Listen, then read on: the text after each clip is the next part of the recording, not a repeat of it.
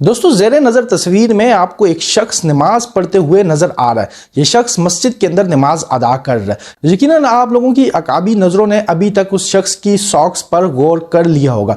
दोस्तों इस शख्स ने जो सॉक्स पहनी हुई है इसके ऊपर जो अल्फाज लिखे हुए हैं, यकीन जानिए इस शख्स को इन अल्फाज का बिल्कुल भी अंदाज़ा नहीं। अगर इस शख्स को अंदाज़ा होता कि इसकी सॉक्स के ऊपर क्या लिखा हुआ है तो वो कभी भी ये सॉक्स पहनकर मस्जिद में नमाज पढ़ने के लिए नहीं जाता। इस शख्स की सादा लू हालत और इस शख्स की सादगी और इस शख्स का लिबास बताता है कि ये शख्स अनपढ़ है और इसे इस चीज का बिल्कुल भी अंदाजा नहीं है कि जो सॉक्स इसने पहनी हुई हैं इसके ऊपर क्या लिखा हुआ है। अब ये सॉक्स इस शख्स के पास कहां से आई? दोस्तों हमारे मुल्क में जैसे ही सर्दियों का आगाज होता है तो मुल्क भर में लंडा बाजार लगाए जाते हैं। लोग गर्म कपड़े और गर्म मलबूसात खरीदने के लिए इन लंडा बाजारों की तरफ रुख करते हैं। इन लंडे बाजारों के अंदर जितना भी वहां पर सामान मौजूद होता है ये तमाम बाहर के ममालिक से आता है। हमारी सादा लू अवाम इन लंडा बाजारों से चीजों की खरीदारी करते वक्त इन प्रोडक्ट्स के ऊपर लिखे हुए इंग्लिश के अल्फाजों को पढ़ नहीं पाते और इनका मतलब भी उनको पता नहीं होता। जो लोग पढ़े लिखे होते हैं या जिनको इन अल्फाज का मतलब समझ आता है वो सिंपली इन चीजों को इग्नोर करके आगे चले जाते हैं।